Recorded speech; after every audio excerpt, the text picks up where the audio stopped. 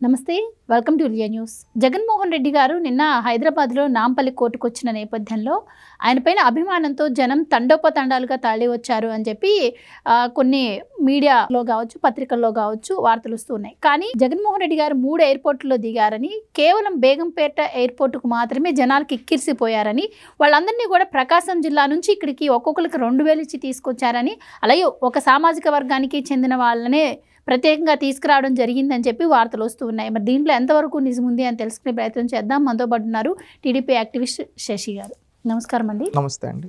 శశి గారు, జగన్మోహన్ రెడ్డి గారు నిన్న కోర్టుకు వస్తున్న నేపథ్యంలో 3 ఎయిర్పోర్ట్లో దిగారండి. కానీ ఒక్క బేగంపేట ఎయిర్పోర్ట్లో మాత్రం జనాలు చాలా ఎక్కువ మంది రావడం, లాఠీ చార్జ్ జరగడం మనం చూసాం. ఏంటి మరి అసలు ఆ జనాలందరినీ కూడా ప్రకాశం జిల్లా నుంచి ఒక్కొక్కరికి 2000 ఇచ్చి తీసుకొచ్చారని అంటున్నారు. లేదు, జగన్ పైన అభిమానంతోనే వచ్చారు అంటున్నారు. అసలు అంత జన సమీకరణ ఎలా, ఎందుకు చేయడం జరిగిందంటారు? ఒకటి, జగన్మోహన్ రెడ్డి గారు ఈ దేశంలో ఎక్కడైనా తిరగచ్చు, ఆయనకు ఆ హక్కు ఉంది.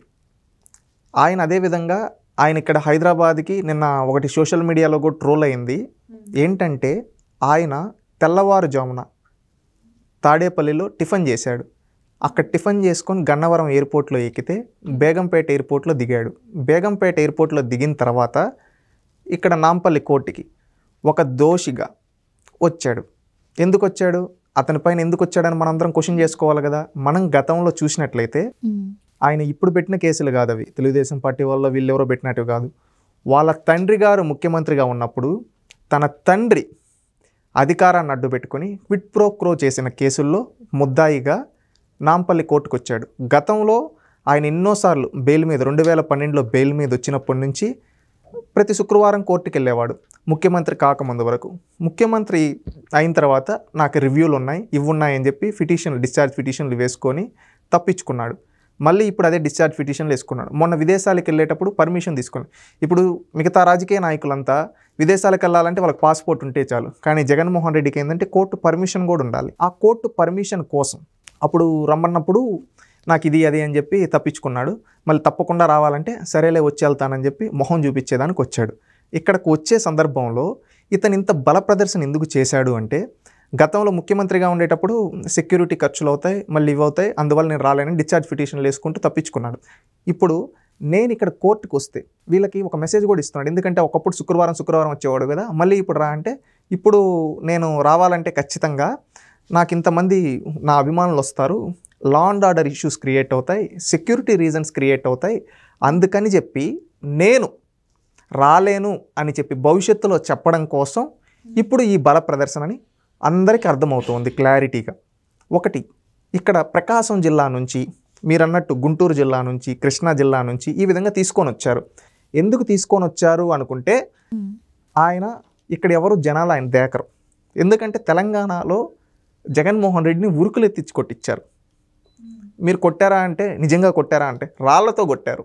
మహబూబాబాద్ దగ్గర తెలంగాణ ఉద్యమం జరిగేటప్పుడు ఈయన ఓదార్పు యాత్ర అని దొంగ యాత్రలు చేసేటప్పుడు వస్తూ ఉంటే రావద్దని రాళ్లతో కొట్టారు జగన్మోహన్ రెడ్డి గారిని. జగన్మోహన్ రెడ్డి గారు ఆ భయంతో ఇప్పుడు కూడా నన్ను రాళ్లతో కొడతారేమో ఇక్కడ తెలంగాణ ప్రజలు, అందుకని, ఎందుకంటే నేను ఇక్కడ ఎన్నో స్కాములు చేశాను, అందుకని తెలంగాణ ప్రజలకు అసలే పౌరుషం ఎక్కువ, రాళ్లతో కొడతారేమో, అందుకే నేను నా చుట్టూ ఒక 100 మందో 200 మందో ఉంటే కనీసం నన్ను కుక్కను చూసినట్టన్నా చూసి వదిలేస్తారని అనుకున్నారో ఇంకేమన్నా అనుకున్నారో మనకు తెలియదు. అందుకని ఈ విధంగా బల ప్రదర్శనలు కూడా చేసుండొచ్చని ఇది ఇంకొక విధంగా కొంతమంది అనుకుంటూ ఉన్నారు. ఓకేనా. ఇంకొకటి, మీరు అన్నట్టు ఇంకా అక్కడకు వచ్చినప్పుడు అక్కడ వాళ్ళు చేసినటివి అవన్నీ మనం గుర్తుపెట్టుకుంటే, ఆ బల ప్రదర్శన అప్పుడు ఇవేవో ఫ్లెకార్డులు పెట్టడము, ఇవన్నీ పెట్టడం ఏంటంటే వాళ్ళ మూర్ఖత్వానికి, వాళ్ళ తెలివి తక్కువతనానికి నిదర్శనంగా కనిపిస్తున్నాయి. ఇక్కడ వచ్చి రపరప అంటే ఎవరు రపరప? ఒకప్పుడు అధికారంలో ఉండేటప్పుడు న్యాయస్థానాలని, న్యాయవాదుల్ని, అదేవిధంగా జడ్జుల్ని బూతులు తిట్టించాడు ఇదే జగన్మోహన్ రెడ్డి. ఇప్పుడు నువ్వు కోర్టుకు వచ్చేటప్పుడు ఇవి చూపిస్తున్నావంటే, పొలిటికల్ మీటింగ్లో అంటే అపోజిషన్ పార్టీని అనుకోవచ్చు. నువ్వు ఇప్పుడు కోర్టుకు వచ్చేటప్పుడు కోర్టు ముందు ప్రదర్శిస్తున్నావంటే న్యాయవాదుల్ని, అదేవిధంగా జడ్జుల్ని, న్యాయస్థానాలని ఈ విధంగా అంటున్నాడని మనం ఎందుకు అనుకోకూడదు? దీనిపైన కూడా కోర్టు విచారణ జరిపించాలని కోరుతున్నాం. ఎందుకంటే ఒక న్యాయస్థానానికి వచ్చేటప్పుడు ఒక దోషి ఈ విధంగా రప్పరప్ప మిమ్మల్ని నరికేస్తాం, చంపేస్తాం అంటున్నాడంటే ఎవరిని చంపేస్తాడు? జడ్జిలనా, లేకపోతే న్యాయవాదులనా, లేకపోతే న్యాయస్థానాలపైన కక్ష సాధింపు కోసమా అవి పెట్టేదనేది ఒక్కసారి విచారణ జరిపించాలి. ఎందుకంటే దాని వెనకాల ఉన్న ఉద్దేశం ఏంటనేది తెలుసుకోవాల్సిన అవసరం ఉంది. ఎందుకంటే సంఘ విద్రోహ శక్తులు సమాజంలో ఉండకూడదంటారు, అవునా కాదా? ఇలాంటి క్రిమినల్స్ ఇలాంటి వాళ్ళు ఈ విధంగా చూపిస్తూ ఉంటే సొసైటీలో లా అండ్ ఆర్డర్ ఇష్యూస్ వస్తాయి. అందుకని లా అండ్ ఆర్డర్ ఇష్యూ వస్తుందంటే ఏం చేయాలి? ఫస్ట్ ఎత్తుకొని లోపలన్నా మూసేయాలి, అవునా కదా? లేదా అతన్ని ఊరన్నా తీయాలి. ఇప్పుడు ఏది చేయాలనేది న్యాయస్థానాలు తేల్చుకోవాల్సిన అవసరం ఉంది ఈ విషయంలో. ఇది న్యాయస్థానాలు ఆలోచిస్తాయని సవినీయంగా తెలియజేసుకుంటున్నాం. అయితే మొదటి నుంచి మనం చూస్తున్నాం జగన్మోహన్ రెడ్డి గారు ఎప్పుడు బయటకు వచ్చినా కూడా ఆయన జన సమీకరణ చేస్తూ బల ప్రదర్శనతో ముందుకెళ్తూ ఉంటారు. అది ఒక పరామర్శ కావచ్చు, లేకపోతే ఒక యాత్ర కావచ్చు, ఒక మీటింగ్ కావచ్చు, నిన్ను చూస్తే కోర్టు కావచ్చు. ఏంటి అసలు ఇలా బల ప్రదర్శన చేయటం ద్వారా ఆయన ఏం మెసేజ్ ఇద్దాం అనుకుంటున్నారు ప్రజలకు? కుండలో సగం నీళ్ళుంటే ఎగిరిగిరి పడతాయంటారు కదా, అదే చూసి వాపును చూసి బలుపు అనుకుంటారు కదా. ఆ విధంగా జగన్మోహన్ రెడ్డి గారికి 11 స్థానాలు వచ్చాయి. ప్రతిపక్ష స్థానం కూడా ప్రజలు ఇవ్వడానికి ఇష్టపడలేదు జగన్మోహన్ రెడ్డి గారికి. అలాంటి వ్యక్తి ఈ విధంగా బల ప్రదర్శన ఎందుకు చేస్తున్నాడంటే, డబ్బులు ఇచ్చి మరి ఈవెంట్లు పెట్టించి మరి వీళ్ళని పోల్ అంటే ఒకటి ఎన్నికల ప్రచారం లాగా వీళ్ళని మనీ మేనేజ్మెంట్తో తన దగ్గర ఉన్న మనీతో లీడర్లకు ఇచ్చి టార్గెట్ ఇచ్చి అందరినీ నేను వస్తున్నాను అందరూ రండి అని చెప్పి ఒక వారం నుంచి ప్లాన్ చేసుకొని ప్రీ ప్లానెడ్గా ఇంతమంది రావాలి, నాకు ఇన్ని మాలలు వేయాలి, ఇవన్నీ ఒక ఈవెంట్ మేనేజ్మెంట్ లాగా చేస్తూ ఉన్నారంటే ఒకసారి ఆలోచించండి. అతనికి 11 స్థానాలు వచ్చాయి. ప్రజలు అతనికి ప్రతిపక్షం కూడా ఇవ్వలేదు. ఇది ప్రజల్లో ఉన్న ఒక భావన. ఇప్పుడు ఏంటంటే సైకాలజికల్గా ఇతనికి బలం ఉంది అని చూపించుకుంటూ రావడం కోసం, అంటే మనుషుల యొక్క సైకాలజీని మార్చడం కోసం, జగన్కి ఇంత బలం ఉందా అని చూపివ్వడం కోసం వీళ్ళు 100 కోట్లు ఖర్చు పెట్టి జగన్మోహన్ రెడ్డి పరామర్శకు వచ్చినా, పెళ్ళికి వచ్చినా, ఇంకొక దానికి వచ్చినా ఈ విధంగా అంటే ఎవరైతే ప్రజల్ని పూల్ చేసి ఇంతంత డబ్బులు ఇచ్చి కొంతమందిని తీసుకొని వచ్చి కిరాయికి 1 గంట సేపు జగన్ చుట్టూ తిరగండి అని చెప్పి ఈ విధంగా చేస్తూ ఉన్నారు. మీకు అనిపిస్తుందా అంటే జగన్మోహన్ రెడ్డి గారు ఎంత సమీకరణ చేసినా ఒక రాష్ట్రం నుంచి ఒక రాష్ట్రంకి 2000 కోసం 2000 డబ్బుల కోసం వెళ్ళి అక్కడ పరిస్థితి ఆయన వెళ్ళిన ప్రతిసారి తొక్కిసలాటలు జరుగుతున్నాయి, అంత డేర్ చేసి వెళ్ళే వాళ్ళు ఉంటారంటారా? అంటే ఇప్పుడు మనం ఇక్కడ వరకు అంటే మేనేజ్ చేయగలరు. మీ దృష్టికి ఒక అంశం వచ్చి ఉంటుంది, శబరిమలలో కూడా ఈయన బ్యానర్లు పెట్టుకొని ఈయన ప్లకార్డులు పెట్టుకొని వెళ్తున్నారంటే నిజంగా అభిమానం లేనిది ఇంత దూరం రాగలరా, ఇంత చేయగలరా?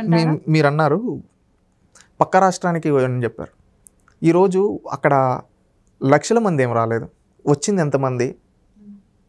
100 మంది 1000 మంది 1000 మంది ఉంటారు అనుకున్నాం. 1000 మంది 1500 లోపలే ఉంటారని, 1000 మంది లోపలే ఉంటారు అనుకున్నాం. ఐ థింక్ అంతే, 1000 మంది వరకు. 1000 మంది అంటే 175 నియోజకవర్గాలు ఉన్నాయి. నియోజకవర్గానికి ఒక 10 మంది వీళ్ళని తీసుకొని వచ్చిన ఎంత? నిన్న విడుదల రజనీకి ఏం పని, అనంతరామరెడ్డికి ఏం పని? మీరు చూసారా నిన్న జగన్మోహన్ రెడ్డి గారితో స్పెషల్ పేరు నానికి ఏం పని, తాటిపర్తి చంద్రశేఖర్కి ఏం పని?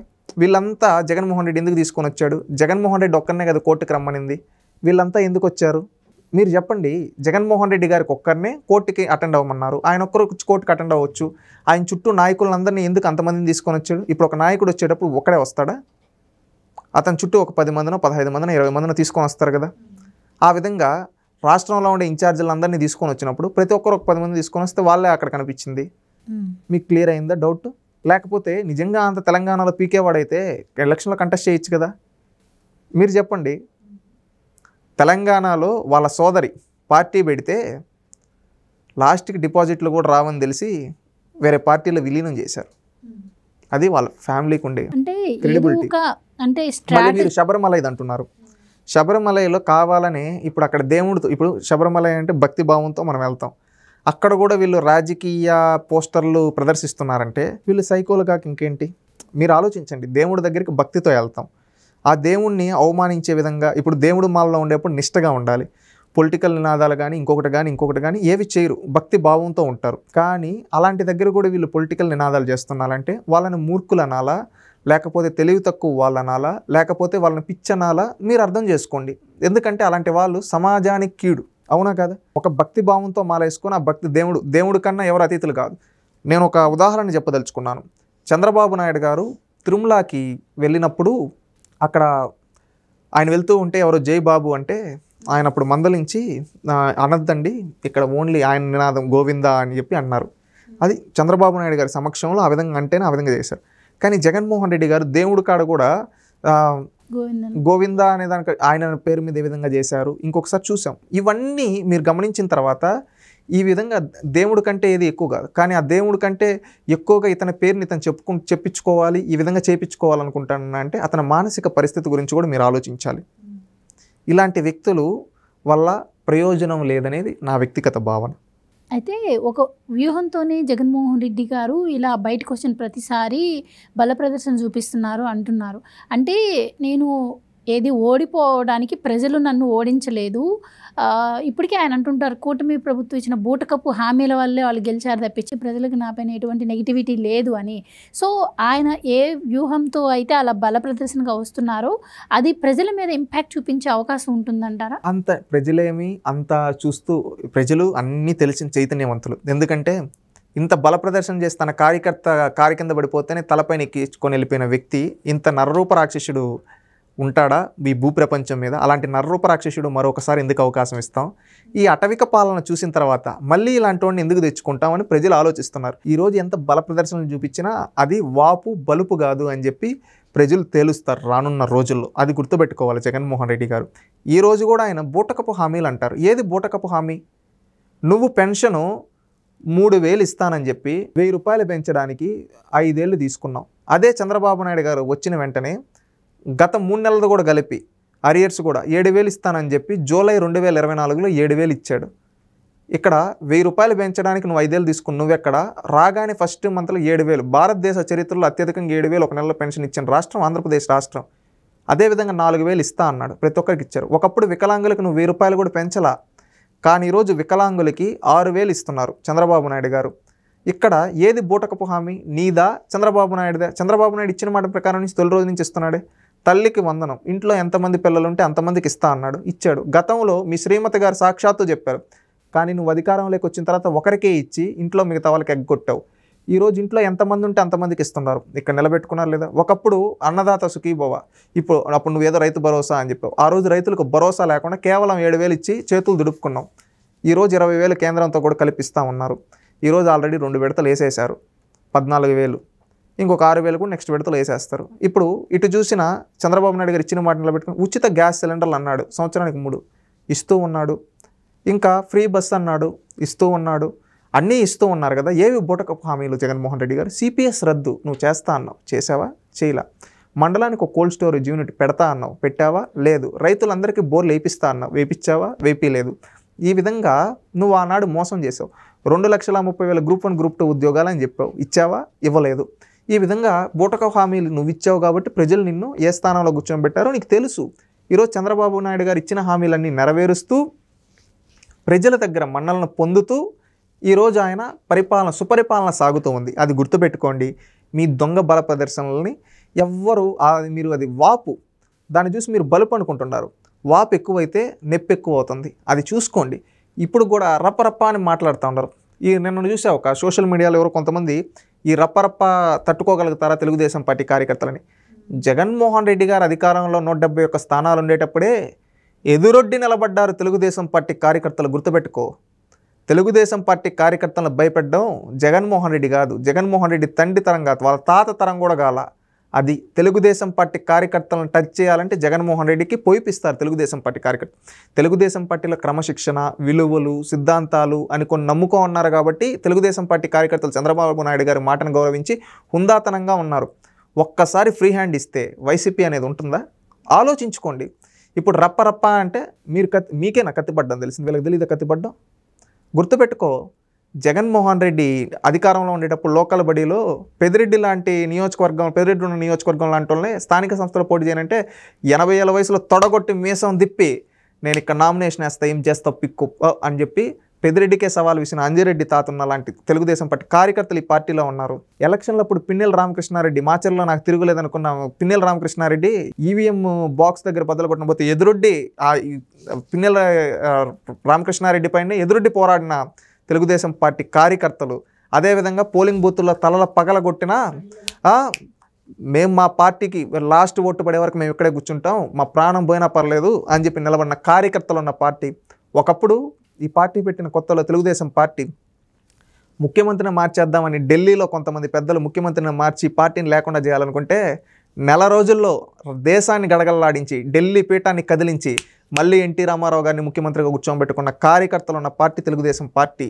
ఏమనుకుంటున్నావు? చంద్రబాబు నాయుడు గారిని 60 రోజులు జైల్లో పెడితే పార్టీని ఫినిష్ చేద్దాం అనుకుంటే ఆ 60 రోజుల్లో మీ పార్టీకి పుట్టగతులు లేకుండా చేసి మిమ్మల్ని 11 స్థానాల్లో కూర్చోబెట్టింది తెలుగుదేశం పార్టీ కార్యకర్తలు. గొంతు మీద కత్తిపెట్టి ప్రాణం తీసేస్తాం జై జగన్ అని అంటే, ప్రాణం పోయినా పర్లేదు జై చంద్రబాబు అంటే నా ప్రాణం నాకు లెక్క కాదని చెప్పి ప్రాణం వదిలేసిన చంద్రయ్య లాంటి కార్యకర్తలు ఉన్న పార్టీ తెలుగుదేశం పార్టీ. ఈరోజు ఇలాంటి రప్పరప్పాకి వీటికి భయపడేది కాదు. 100 కేసులు పెట్టిన ఆ రోజు ఆస్తులు ధ్వంసం చేసిన ఎదురొడ్డి నిలబడి నా పార్టీని నేను కాపాడుకుంటా, ఈ రాష్ట్రాన్ని కాపాడుకుంటా, నా నాయకుడిని ముఖ్యమంత్రిగా కూర్చోబెడతామని ఎదురొడ్డి పోరాడిన కార్యకర్తలు జగన్మోహన్ రెడ్డి లాగా పక్కన కిరాయికి వచ్చే బ్యాచ్ కాదు. గుర్తుపెట్టుకోండి, ఇది కార్యకర్తల పార్టీ. ఈ పార్టీని లేకుండా చేస్తాం అనుకున్న వాళ్ళు పుట్టగతులు లేకుండా పోయారు. అది గుర్తుపెట్టుకోండి.